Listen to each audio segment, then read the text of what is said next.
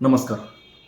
नुकतेच महानगरपालिकेचे इलेक्शन्स चालू झालेले आहेत आणि ते संपलेत सुद्धा बऱ्यापैकी. काल त्याचा रिझल्ट लागला, ज्याच्यामध्ये बऱ्यापैकी ठिकाणी सत्तांतर होताना दिसलं. काही जुने नेते होते, ते बदलले, पडले, जिंकले, अशा बऱ्याच गोष्टी त्या इलेक्शन्समध्ये होताना दिसल्या. लोकशाहीचा सर्वात मजबूत पाया आणि जी काही आपण बोलतो की ह्या गोष्टीमुळे आपली लोकशाही जिवंत आहे, आपण कुठे जाऊन प्रश्न विचारू शकतो, कुठल्याही गोष्टीसाठी अन्यायाविरोधात आवाज उचलू शकतो. तर तसं मेन महत्वाचा पाया जर आपण जे उमेदवार निवडून देतो, ज्या गोष्टी थ्रू ते निवडून येतात, त्याचं नाव म्हणजे निवडणूक. निवडणूक प्रक्रियामध्ये तुम्हाला माहिती बऱ्यापैकी काय गोष्टी आहेत. लोक येतात, जातात, पैसे घेतात, स्वतःचं मत विकतात, स्वतःला विकून टाकतात 500,000 रुपये. सगळ्या गोष्टी तर ठीक आहेत, बाहेरच्या बाहेर चालत राहतात. पण एवढे ज्या रूल्स रेग्युलेशन्सचा जो आटापिटा लावत राहतो, ज्याच्यामध्ये सामान्य माणूस भरडला जातो, ज्याच्यामध्ये म्हणतो की आपण बाबा फक्त सिग्नल तोडला की सामान्य माणसाला फाईन लावलं, आणि अशा बऱ्याच गोष्टींमध्ये नियम तोडला सामान्य माणसाला एक प्रकारे त्रास देणं किंवा त्याच्याकडनं पैसा वसूल करण्याचं काम हे सरकार करतं. हे अतिशय दळबद्री गोष्ट आहे. पण त्याच्यानंतर जी गोष्ट उद्भवली, त्यानंतर जी सरकारने चुका केल्यावरती त्याला कोणी शिक्षा देणार किंवा त्याला कोणी बोलणार उद्भवत नाही, किंवा ते प्रयत्न जरी केला तर त्याला बांबू लावण्याचं काम, त्याच्यावरती आरोप करून त्याला जेलमध्ये टाकण्याचं काम सरकार करताना आपल्याला 10 वर्षांमध्ये दिसलेलं आहे. आता जी काही महानगरपालिकेची निवडणूक झाली महाराष्ट्रामध्ये, त्याच्यामध्ये एक व्हिडिओ बऱ्यापैकी इंस्टाग्रामवरती व्हायरल झाले. सोशल मीडियाचा एकच फायदा की चुकीच्या कामाबद्दल, चांगल्या कामाबद्दल ती व्हिडिओ व्हायरल होत होता, आणि जे चांगलं काम करतात त्यांची स्तुती होती, आणि जे वाईट काम करतात त्यांना बांबू न लागतात त्यांची अजून वाहवा केली जाते. ही मूर्ख जनतेची सर्वात मोठी प्रक्रिया आहे. त्याच्यामध्ये एक व्हिडिओ मी साईडला प्ले करतो, त्याच्यात तुम्ही बघा की जी काही या व्हिडिओची जी प्रोसेस आहे आणि जे काही व्हिडिओमध्ये दाखवलेलं आहे, की असं दाखवलेलं आहे की जी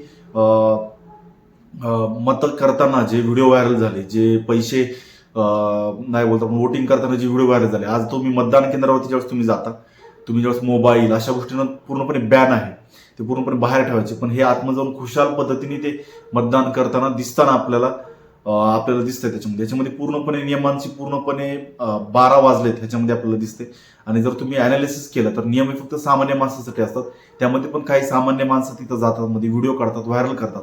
म्हणजे लोकशाहीचा जो महत्वाचा पाय निवडणूक आयोग हा पूर्णपणे कुठेतरी कमकुवत होताना दिसत होते.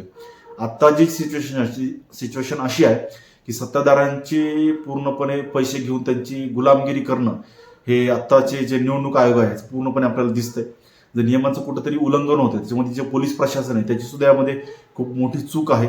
त्यांच्याकडनं ह्या खूप मोठी अशी गफलत होताना दिसलेली की मोबाईलमध्ये जाऊन व्हिडिओ काढण्याचं जे काही कारण आहे ते खूप भयानक आहे. आणि जे काही ईव्हीएम मध्ये घोटाळे झाले, हे सगळे जे बऱ्याचपैकी त्याच्यामध्ये आपण पुढच्या व्हिडिओमध्ये बोलू.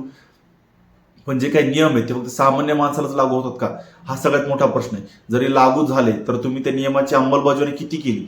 पैसे घेऊन स्वतःचं इमान विकणारी भिकारचोट जनता आणि जी काही सेवेकरी जे आहेत जनतेचे बसलेले, ती तर आहेतच, त्याच्याबद्दल काय बोलण्यात वाद नाहीये. पण नालायकपणाचा एक कळस म्हणतो आपण लोकशाहीला धोका निर्माण पूर्णपणे झालेला आहे. नियमांचं कुठेही पालन होताना आपल्याला दिसत नाहीये.